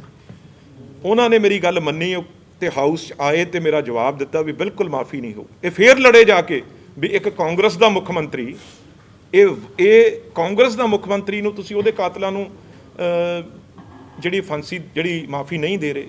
ਤੇ ਉਹਨਾਂ ਨੇ ਕਿਹਾ ਵੀ ਭਾਈ ਇੱਕ ਕੋਈ ਵੀ ਨਾਗਰਿਕ ਹੋਵੇ ਐਜ਼ ਏ ਹੋਮ ਮਿਨਿਸਟਰ, ਜੇ ਉਹਨੂੰ ਕੋਈ ਮਾਰਦਾ, ਉਹਦੇ ਚੀਥੜੇ ਉਡਾਉਂਦਾ, ਤੇ ਉੱਤੋਂ ਉਹ ਇਹ ਕਹਿੰਦਾ ਵੀ ਮੈਂ ਦੁਬਾਰਾ ਵੀ ਇਹ ਕੰਮ ਕਰੂੰ ਜਦੋਂ ਮੌਕਾ ਮਿਲੇ, ਮੈਂ ਕੋਈ ਮਾਫੀ ਨਹੀਂ ਮੰਗਦਾ, ਤਾਂ ਆਮ ਬੰਦੇ ਦਾ ਵੀ ਜਿਹੜਾ ਕੋਈ ਕਾਤਲ ਹੋਊਗਾ ਮੈਂ ਉਹਨੂੰ ਛੱਡੂਗਾ ਨਹੀਂ, ਇਹ ਤਾਂ ਮੁੱਖ ਮੰਤਰੀ ਹੈ ਇੱਕ। ਤੇ ਉਹਨਾਂ ਨੇ ਮੈਨੂੰ ਕਿਹਾ ਵੀ ਦੱਸੋ ਕੀ ਗੱਲ। ਮੈਂ ਕਿਹਾ ਜੀ ਇਹ ਗੱਲ ਪਾਰਟੀਆਂ ਤੋਂ ਛੱਡ ਕੇ ਬਿਟਵੀਨ ਦੋਨੋਂ ਸਰਕਾਰਾਂ ਦੀ, ਸਾਡੇ ਮੰਤਰੀ ਲਓ, ਉਹ ਸਰਕਾਰ ਨੇ, ਕਿਸੇ ਕਾਂਗਰਸ ਦੇ ਨਹੀਂ, ਅਕਾਲੀ ਦਲ, BJP ਨਹੀਂ, ਸਾਡੇ ਮੰਤਰੀ ਤੇ ਤੁਹਾਡੇ ਮੰਤਰੀ ਬੈਠਣ ਪਹਿਲੇ ਲੈਵਲ ਤੇ, ਉਹ ਗੱਲ ਕਰਨ। ਅਗਲੀ ਗੱਲ ਤੁਸੀਂ ਬੈਠੋ ਤੇ ਮੁੱਖ ਮੰਤਰੀ ਸਾਹਿਬ ਬੈਠੋ, ਕਿਹਦੇ ਨਾਲ? 31 ਕਿਸਾਨ ਯੂਨੀਅਨ ਨਾਲ, ਕੋਈ ਪਾਰਟੀ ਦੀ ਗੱਲ ਨਾ ਕਰੋ, ਕੋਈ ਕੁਛ ਨਾ ਕਰੋ। ਤੁਹਾਡੇ ਮੈਂ ਕਿਹਾ ਜਿਆਨੀ ਸਾਹਿਬ ਆਪ ਚੇਅਰਮੈਨ ਲਾਏ, ਅੱਜ ਉਹ ਹਰ ਮੀਡੀਆ ਤੇ ਬੋਲ ਰਿਹਾ ਵੀ ਮੈਨੂੰ ਬੁਲਾਇਆ ਨਹੀਂ ਕਿਸੇ ਨੇ।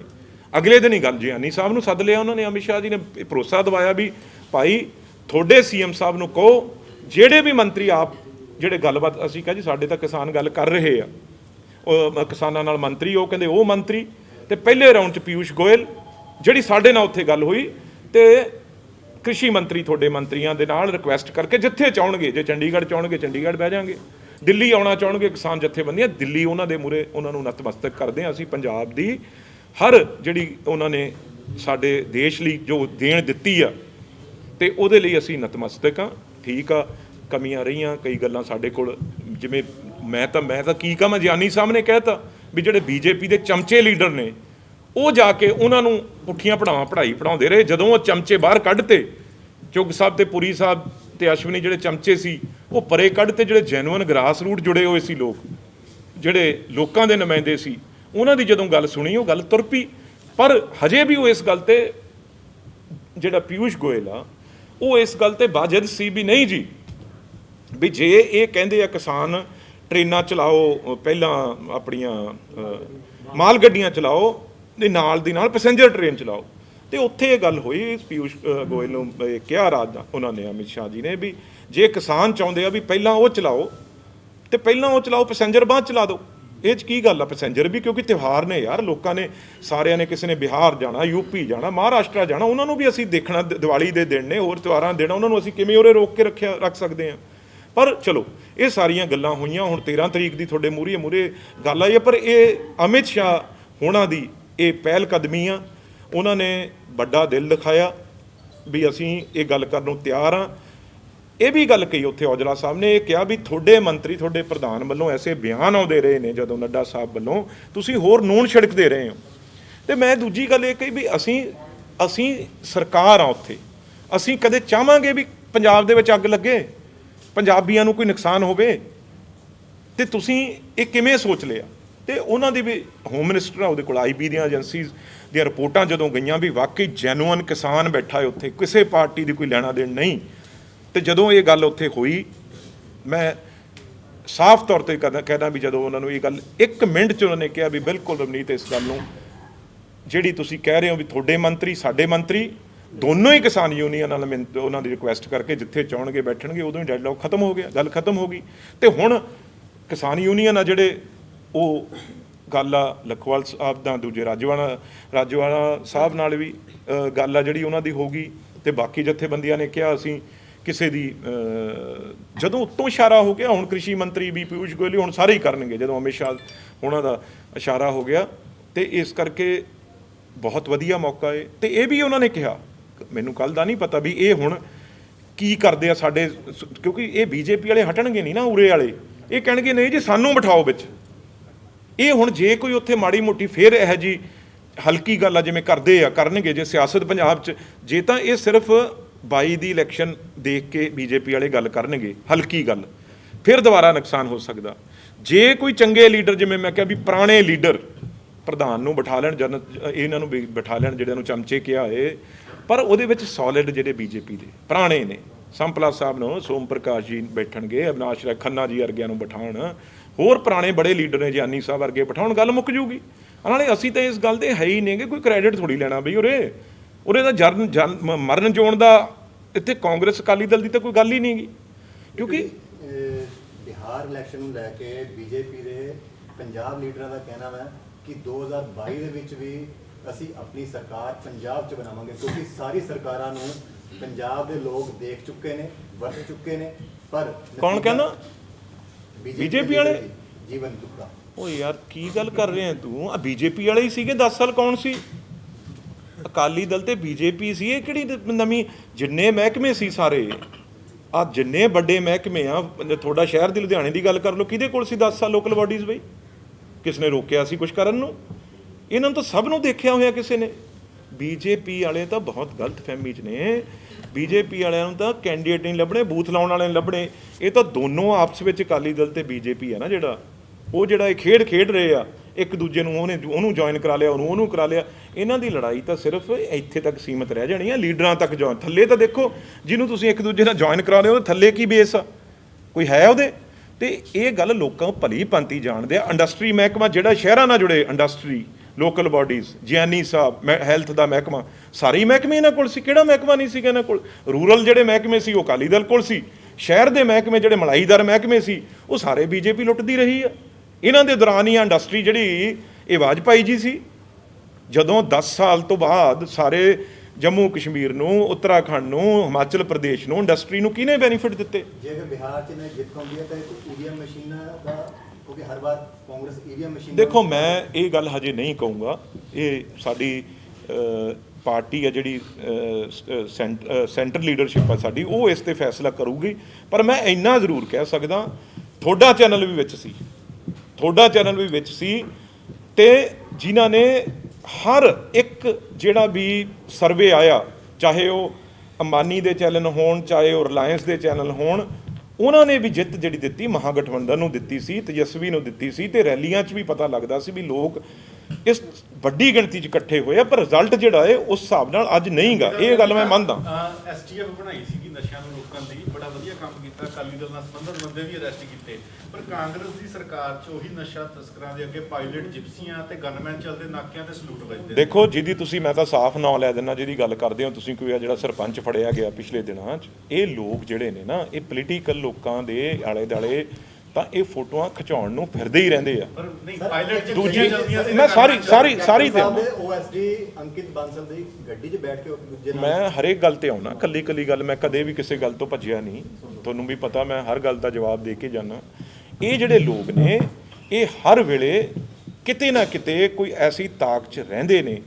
ਕੱਲ ਮੈਂ ਔਨ ਰਿਕਾਰਡ ਗੱਲ ਇਹ ਸੁਣ ਰਿਹਾ ਸੀ ਚੈਨਲ ਤੇ, ਗੁਰਕੀਰਤ ਸਿੰਘ ਇੰਟਰਵਿਊ ਦੇ ਰਹੇ ਸੀ ਵੀ ਜਿਹੜੀ ਇਹ ਪਾਇਲਟ ਜਿਪਸੀ ਇਹਦੇ ਅੱਗੇ ਜਾ ਰਹੀ ਆ, ਇਹ ਜਿਹੜੀ ਆ 2015 ਦੀ ਫੋਟੋ ਆ, ਜਿਹੜੀ ਉਹ ਗੱਡੀ ਦਾ ਨੰਬਰ, ਕਿਉਂਕਿ ਉਹ ਤਾਂ ਸਾਫ਼ ਦਿਖ ਰਿਹਾ ਵੀ ਇਹ ਗੱਡੀ ਕਿਹਦੀ ਆ, ਪਾਇਲਟ ਜਿਪਸੀ ਜਿਹੜੀ ਮੂਹਰੇ ਜੀ 'ਚੋਂ ਪਿਆ ਏ।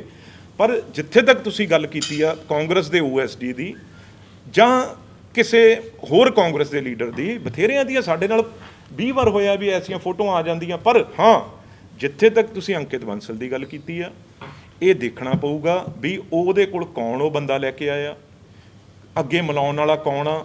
ਹੁਣ ਮੇਰੇ ਨਾਲ ਰਾਜਾ ਬੈਠਾ ਏ, ਇਹ ਕੱਲ ਨੂੰ ਕੋਈ ਨਾਲ ਐਸਾ ਬੰਦਾ ਨਾਲ ਲੈ ਆਵੇ ਤੇ ਮੇਰੇ ਘਰੇ ਬਾੜ ਕੇ ਆਪਣੀ ਗੱਡੀ 'ਚ ਬਿਠਾ ਕੇ ਕਹੇ ਮੇਰੇ ਬੈਠੋ ਬਿੱਟੂ ਜੀ, ਤੇ ਕਈ ਵਾਰ ਪਤਾ ਹੀ ਨਹੀਂ ਹੁੰਦਾ। ਤੇ ਮੈਂ ਇਹ 'ਚੋਂ ਮੁੱਕਰਦਾ ਨਹੀਂ, ਜਿਹੜੀਆਂ ਫੋਟੋਆਂ ਆਈਆਂ ਅੰਕਿਤ ਬਾਂਸਲ ਨਾਲ ਆਈਆਂ, ਸਾਡੇ ਕਾਂਗਰਸੀ ਲੀਡਰਾਂ ਨਾਲ ਵੀ ਆਈਆਂ, ਪਰ ਇਹ ਬੰਦੇ ਇਹ ਦੇਖਣਾ ਕਈ ਵਾਰ, ਹਾਂ ਜੇ ਇੱਕ ਵਾਰੀ, 2 ਵਾਰੀ, 3 ਵਾਰੀ ਜੇ ਹੋਵੇ ਫੋਟੋਆਂ, ਫੇਰ ਕਿਤੇ ਨਾ ਕਿਤੇ ਸ਼ੱਕ ਦੇ ਘੇਰੇ 'ਚ। ਪਹਿਲੀ ਵਾਰ ਫੋਟੋਆਂ ਦੀ ਗੱਲ ਨਹੀਂ ਕਰਦੇ ਅਸੀਂ, ਫੋਟੋਆਂ ਚਲੋ ਆ ਜਾਂਦੀਆਂ ਤੁਹਾਡੀ, ਇੱਕ ਮਿੰਟ ਭਾਜੀ, ਫੋਟੋਆਂ ਦੀ ਗੱਲ ਨਹੀਂ, ਲੇਕਿਨ ਜਿਹੜਾ ਉਹਦਾ ਰੋਲ ਇਨਵੈਸਟੀਗੇਸ਼ਨ ਹੋ ਰਿਹਾ ਉਹ ਡਰੱਗਸ ਦਾ ਹੋ ਰਿਹਾ। ਇਹ ਨਹੀਂ ਪਤਾ ਲੱਗ ਰਿਹਾ ਵੀ ਉਹ ਪਾਇਲਟ ਜਿਪਸੀ ਕਿਹਨੇ ਦਿੱਤੀ ਸੀਗੀ ਤੇ ਗਨਮੈਨ ਕਿਹਦੇ ਨਾਲ। ਇਹ ਜਿਹੜੀ ਤੁਸੀਂ ਗੱਲ ਕਹਿ ਰਹੇ ਹੋ, ਮੈਂ ਵੀ ਤੁਹਾਡੇ ਨਾਲ, ਚਾਹੇ ਕੋਈ ਮੇਰਾ ਮੈਂ ਵੀ ਹੋਵਾਂ, ਮੇਰੀ ਵੀ ਇਨਵੈਸਟੀਗੇਸ਼ਨ ਹੋਣੀ ਚਾਹੀਦੀ ਆ। ਤੇ ਜਿਹੜਾ ਅਫਸਰ ਐਸਟੀਐਫ ਦਾ ਹੈ ਹਰਪ੍ਰੀਤ ਸੰਧੂ, ਉਹ ਤੇ ਕੋਈ ਕੁਐਸਚਨ ਨਹੀਂ ਕਰ ਸਕਦਾ। ਜਿਹੜੀ ਉਹ ਮੈਂ ਪੜ੍ਹ ਰਿਹਾ ਸੀ ਰਿਪੋਰਟ ਵੀ ਉਹ ਕਈ ਘੰਟੇ ਇਨਵੈਸਟੀਗੇਸ਼ਨ ਲੁਧਿਆਣੇ 'ਚ ਆ ਕੇ ਉਹ ਕਰਕੇ ਗਏ ਆ। ਉਹ ਮੇਰੀ ਵੀ ਉਹਨਾਂ ਨਾਲ ਗੱਲ ਹੋਈ, ਹੋਰ ਅਫਸਰ ਸਵਾਨਾਂ ਨਾਲ ਗੱਲ ਹੋਈ ਵੀ ਇਹ ਐਸਾ ਬੰਦਾ ਸੀ ਜਿਹਨੇ, ਕਿਉਂਕਿ ਮੈਂ ਜਦੋਂ ਕੁਛ ਮਹੀਨੇ ਮੇਰੇ ਨਾਨਾ ਜੀ ਦੀ ਡੈਥ ਹੋਈ ਸੀ, ਮੈਂ ਇੱਕ ਭੋਗ 'ਤੇ ਸੀ, ਤੇ ਮੈਨੂੰ ਕਾਫੀ ਇਲਾਕੇ ਦੇ ਲੋਕਾਂ ਨੇ, ਪੁਰਾਣੇ ਸਰਦਾਰ ਬੇਅੰਤ ਸਿੰਘ ਦੇ ਸਾਥੀਆਂ ਨੇ ਜਿਹੜੇ ਪੈੜ ਹਲਕੇ ਤੋਂ ਲੋਕ ਸੀ, ਉਹਨਾਂ ਨੇ ਇਹ ਗੱਲ ਕਹੀ ਜੀ ਵੀ ਤੁਸੀਂ ਇਹ ਗੱਲ ਕਰਦੇ ਹੋ ਵੀ ਇੱਕ ਇੱਥੇ ਬੰਦਾ ਹੈ ਜਿਹੜਾ ਅੱਜ ਵੀ ਉਹ ਉਸੇ ਤਰੀਕੇ ਨਾਲ ਬੜੀਆਂ ਗੱਡੀਆਂ 'ਚ ਘੁੰਮ ਰਿਹਾ, ਅੱਜ ਵੀ ਉਹਦੇ ਗੱਲ ਸੁਣਦੇ ਆ ਵੀ ਉਹ ਨਸ਼ਾ ਵੇਚ ਰਿਹਾ। ਇਹ ਸਾਡੇ ਬੱਚੇ, ਉਹਨਾਂ ਨੇ ਕਈਆਂ ਨੇ ਇਹ ਵੀ ਕਿਹਾ ਵੀ ਸਾਡੇ ਬੱਚੇ ਅੱਜ ਤੜਫ ਰਹੇ ਆ, ਇਸ ਬੰਦੇ ਨੇ ਉਹਨਾਂ ਨੂੰ ਨਸ਼ੇ ਤੇ ਲਾਇਆ। ਮੈਂ ਕਿਹਾ ਇਹ ਕੌਣ ਬੰਦਾ ਹੈ, ਮੈਂ ਤਾਂ ਅੱਜ ਤੱਕ ਜਾਣਦਾ ਨਹੀਂਗਾ, ਮੈਂ ਵੀ ਇੱਥੇ ਤਾਂ ਜੰਮ ਪਾਲਾਂ। ਫਿਰ ਉਹਨਾਂ ਨੇ ਦੱਸਿਆ ਤੇ ਸਾਰੀ ਗੱਲ ਇਹ ਉੱਤੇ ਤੱਕ ਹੋਈ ਗਈ। ਐਸਟੀਐਫ ਦੇ ਮਗਰ ਪਹਿਲਾਂ ਲੱਗੀ ਹੋਈ ਸੀ, ਪਰ ਜਦੋਂ ਇਹਦੀ ਗੱਲ ਸਾਰੇ ਐਡੀ ਵੱਡੀ ਹੋ ਗਈ ਤੇ ਤੁਸੀਂ ਇਹ ਵਿਸ਼ਵਾਸ ਮੈਂ ਰੱਖਦਾ, ਚਾਹੇ ਉਹ ਮੈਂ ਹੋਵਾਂ, ਚਾਹੇ ਅੰਕਿਤ ਬਾਂਸਲ ਹੋਵੇ, ਚਾਹੇ ਤੁਸੀਂ ਕਿਸੇ ਦੀਆਂ ਵੀ ਫੋਟੋਆਂ ਹੋਰ ਵੀ ਆਉਣਗੀਆਂ ਬੜੀਆਂ, ਹਜੇ ਤਾਂ ਇੱਕ ਦੀਆਂ ਨਾ, ਹਰ ਨੇ ਕੱਢਣੀਆਂ ਹੈ। ਤੁਹਾਨੂੰ ਵੀ ਪਤਾ ਉਹ ਹਰ ਪੋਲੀਟੀਕਲ ਇਹ ਬੰਦੇ, ਕਿਉਂਕਿ ਇਹਨਾਂ ਕੋਲ ਪੈਸਾ ਹੁੰਦਾ, ਗੱਡੀਆਂ ਹੁੰਦੀਆਂ, ਪੋਲੀਟੀਕਲ ਰੈਲੀਆਂ, ਛੋਟੇ ਲੀਡਰ ਨੇ ਜਿਹੜੇ, ਉਹਨਾਂ ਨੂੰ ਕਹਿ ਦਿੰਦੇ ਆ ਵੀ ਅਸੀਂ ਭਾਈ ਤੁਹਾਡੇ ਲਈ 50 ਗੱਡੀਆਂ ਲੈ ਕੇ ਆਉਂਦੇ ਆ। ਨਸ਼ੇ ਵਾਲੇ ਬੰਦੇ ਇਹਨਾਂ ਕੋਲ ਹੁੰਦੇ ਆ, 100 ਬੰਦਾ, ਅਸੀਂ ਰੈਲੀ 'ਚ ਆ ਜਾਂਦੇ ਆ ਤੇ ਨਾਅਰੇ ਮਾਰਦੇ ਆ ਕੇ ਨਾਲ ਖੜ ਜਾਂਦੇ ਆ ਤੇ ਫੋਟੋਆਂ ਖਿਚਾ ਕੇ ਤੁਰਦੇ ਬਣਦੇ ਆ। ਉਹ ਫੋਟੋਆਂ ਦਿਖਾਈ ਜਾਂਦੇ ਆ। ਮੈਂ ਦੇਖੀਆਂ ਇਹਦੀਆਂ ਕਈ ਅਫਸਰਾਂ ਨਾਲ ਪਾਈਆਂ ਹੋਈਆਂ, ਕਈ ਮੁਬਾਰਕਾਂ ਕਈ ਪੋਲੀਟੀਕਲ ਲੀਡਰਾਂ ਨਾਲ ਪਾਈਆਂ ਹੋਈਆਂ, ਪਰ ਉਹ ਜਿਹੜਾ ਅਫਸਰ ਹਰਪ੍ਰੀਤ ਸਿੱਧੂ, ਉਹ ਸਪਸ਼ਟ ਗੱਲ ਹੈ ਜਿਹੜੀ ਸਾਫ਼, ਉਹ ਕੱਢ ਕੇ ਮੂਹਰੇ ਰੱਖੂਗਾ। ਕੋਈ ਵੀ ਹੋਵੇ, ਉਹ ਇਸ ਗੱਲ ਦੇਖੋ, ਜਿਹੜਾ ਬੰਦਾ ਪੀੜ੍ਹੀਆਂ ਦਾ ਨਾਸ ਕਰਦਾ ਨਾ, ਇਸ ਨਾਲ ਉਹਨੂੰ ਬਖਸ਼ਣਾ ਚਾਹੀਦਾ। ਜੇ ਕਿਸ ਦੀ ਮਦਦ, ਜੇ ਕਿਸ ਦੀ ਸਪੋਰਟ ਦਿਖਦੀ ਆ, ਤੇ ਨਾ ਉਹਨੂੰ ਬਖਸ਼ਣਾ ਚਾਹੀਦਾ। ਮੈਂ ਉਸ ਲਾਈਨ 'ਚ ਖੜਾ ਹੋਊਂਗਾ। ਤੁਸੀਂ ਆਉਣ ਵਾਲੇ ਦਿਨਾਂ 'ਚ ਕਿਤੇ ਵੀ ਦਿਖੂਗੀ, ਮੈਂ ਸਭ ਤੋਂ ਪਹਿਲਾਂ ਹੋਊਂਗਾ ਵੀ ਭਾਈ ਇਹ ਬੰਦੇ ਨੂੰ ਪਾਰਟੀਆਂ 'ਚੋਂ ਵੀ ਇਹਨਾਂ ਨੂੰ ਬਾਹਰ ਹੋਣਾ ਚਾਹੀਦਾ ਤੇ ਸਜ਼ਾ ਵੀ ਮਿਲਣੀ ਚਾਹੀਦੀ ਆ। ਬਾਕੀ ਸਭ ਕੁਝ ਮਾਫ ਹੋ ਸਕਦਾ, ਪਰ ਇਹ ਨਸ਼ਾ ਜਿਹੜੀ ਸਾਡੀ ਪੀੜ੍ਹੀ ਨੂੰ ਗਾਲ ਰਿਹਾ ਪੰਜਾਬ ਦੀ ਨੂੰ, ਉਹ ਗਲਤੀ ਨਹੀਂ ਹੋ ਸਕਦੀ। ਤੇ ਇਹ ਬੰਦਾ ਉਹ ਨਾਮਵਰ ਬੰਦਾ ਏ, ਸਭ ਨੂੰ ਪਤਾ ਸੀ ਵੀ ਇਹ ਬਹੁਤ ਵੱਡਾ ਨਸ਼ੇ ਦਾ ਵਪਾਰੀ ਆ। ਜੇ ਫਿਰ ਵੀ ਕੋਈ ਇਹਦੇ ਕੋਲ ਜਾਂਦਾ ਸੀ ਜਾਂ ਇਹਨੂੰ ਕੋਈ ਜਿਪਸੀਆਂ ਦਿੰਦਾ ਸੀ ਤਾਂ ਉਹਦੇ ਮਾਫੀ ਸ਼ਬਦ ਉਹਦੇ ਲਈ ਨਹੀਂ ਗਾ। ਜਦੋਂ ਆਪਾਂ ਇੱਕ ਪਾਸੇ ਆਪਣਾ ਦੁਸ਼ਮਣ ਪਾਕਿਸਤਾਨ ਖੜਾ ਤੇ ਇੱਕ ਪਾਸੇ ਚਾਈਨਾ ਖੜਾ ਏ, ਤੇ ਆਪਾਂ ਨੂੰ ਕਿਸੇ ਦੇਸ਼ ਨਾਲ ਤਾਂ ਆਪਾਂ ਰਹਿਣਾ ਹੀ ਆ ਨਾ। ਤੇ ਅਮਰੀਕਾ ਨੇ ਜਦੋਂ ਵੀ, ਚਾਹੇ ਪਹਿਲਾਂ ਸੀ ਚਾਹੇ ਡਾਕਟਰ ਮਨਮੋਹਨ ਸਿੰਘ ਵੇਲੇ ਸੀ, ਆਪਣੀ ਅਮਰੀਕਾ ਦੇ ਨਾਲ ਬਹੁਤ ਚੰਗੇ ਸੰਬੰਧ ਰਹੇ ਆ। ਮੌਕੇ ਤੇ ਆਪਾਂ ਨੂੰ ਸਾਰਿਆਂ ਨੇ ਸਪੋਰਟ ਕੀਤੀ। ਜਦੋਂ ਪਾਕਿਸਤਾਨ ਦਾ ਐਸਾ ਮਸਲਾ ਸੀ, ਉਹਨਾਂ ਦਾ F-16 ਜਹਾਜ਼ ਵਰਤਿਆ ਗਿਆ, ਉਹਨਾਂ ਨੇ ਉਦੋਂ ਬਾਅਦ ਇਹ ਫੈਸਲਾ ਕੀਤਾ ਵੀ ਅੱਜ ਤੋਂ ਬਾਅਦ F-16 ਬੇਸ਼ੱਕ ਆ, F-16 ਦਾ ਕੋਈ ਵੀ ਅੱਗੇ ਸਮਾਨ ਆ ਜਿਹੜਾ, ਉਹ ਅਸੀਂ ਪਾਕਿਸਤਾਨ ਨੂੰ ਪ੍ਰੋਵਾਈਡ ਨਹੀਂ ਕਰਾਂਗੇ ਵੀ ਜੇ F-16 ਲੜਾਈ 'ਚ ਯੂਜ਼ ਹੋਇਆ। ਕਿਉਂਕਿ ਪਹਿਲੀ ਸ਼ਰਤ ਇਹ F-16 ਦੀ ਜਿਨ੍ਹਾਂ ਨੂੰ ਵੀ ਉਹਨਾਂ ਨੇ ਦਿੱਤਾ ਵੀ ਇਹ ਲੜਾਈ ਦੇ ਵਿੱਚ ਨਹੀਂ ਵਰਤਿਆ ਜਾਊਗਾ। ਤੇ ਇਸ ਕਰਕੇ ਹੁਣ ਜਿਹੜੇ ਬਾਈਡਨ ਜਿਹੜੇ ਪ੍ਰਧਾਨ ਰਾਸ਼ਟਰਪਤੀ ਬਣਨ ਜਾ ਰਹੇ ਆ, ਤੇ ਨਾਲ ਸਾਡੇ ਜਿਹੜੀ ਵਾਈਸ ਪ੍ਰੈਜ਼ੀਡੈਂਟ ਜਿਹੜੀ ਬਣ ਜਾ ਰਹੇ ਆ ਜਿਹੜੇ, ਤੇ ਉਹ ਕਮਲਾ ਹੈਰਿਸਨ, ਤੇ ਉਹਨਾਂ ਦਾ ਜਿਹੜਾ ਰਿਸ਼ਤਾ ਹੈ ਪੰਜਾਬ ਦੇ ਨਾਲ ਤੇ ਨਾ ਹਿੰਦੁਸਤਾਨ ਦੇ ਨਾਲ, ਤੇ ਉਹ ਆਪਣੇ ਆਪ 'ਚ ਹੀ ਇੱਕ ਤੁਹਾਡੇ ਮੂਹਰੇ ਸਬੂਤ ਆ ਵੀ ਆਪਣੇ ਆਉਣ ਵਾਲੇ ਰਿਸ਼ਤੇ ਹੋਰ ਵਧੀਆ ਹੋਣਗੇ, ਘਟਣਗੇ ਨਹੀਂ।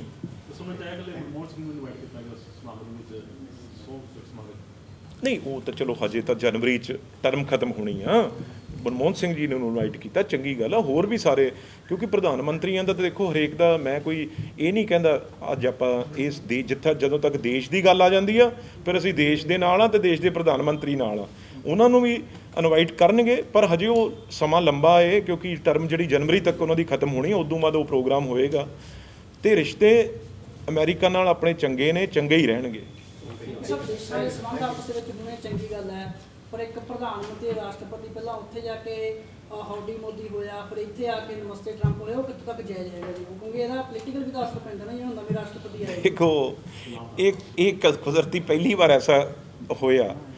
ਦੇਖੋ, ਜਿਹੜਾ ਮੈਂ ਇਹ ਗੱਲ ਤੁਹਾਡੇ ਔਨ ਰਿਕਾਰਡ ਕਹਿਣਾ, ਜਿਹੜਾ ਟਰੰਪ ਸੀ ਜਾਂ ਟਰੰਪ ਦੀ ਜਿਹੜੀ ਪ੍ਰੈਜ਼ੀਡੈਂਟਸ਼ਿਪ ਸੀ, ਉਹ ਹਰੇਕ ਚਾਹੇ ਇਮੀਗ੍ਰੈਂਟ ਜਿਹੜਾ ਜਾਣਾ ਚਾਹੁੰਦਾ ਸੀ ਉੱਥੇ, ਚਾਹੇ ਉਹ ਏਸ਼ੀਅਨ ਕੰਟਰੀਜ਼ ਤੋਂ ਹੋਵੇ, ਚਾਹੇ ਅਫਰੀਕਨ ਕੰਟਰੀਜ਼ ਤੋਂ ਹੋਵੇ, ਚਾਹੇ ਉਹ ਖਾਸ ਤੌਰ ਤੇ ਉਹਦਾ ਗਵਾਂਢੀ ਜਿਹੜਾ ਦੇਸ਼ ਆ ਆਪਣਾ, ਨਹੀਂ ਯੂਰਪ ਨਹੀਂ, ਚਾਹੇ ਮੈਕਸੀਕੋ ਹੋਵੇ, ਜਿੱਥੇ ਸਭ ਤੋਂ ਵੱਧ ਲੋਕ ਕੰਮ ਕਰਦੇ ਆ।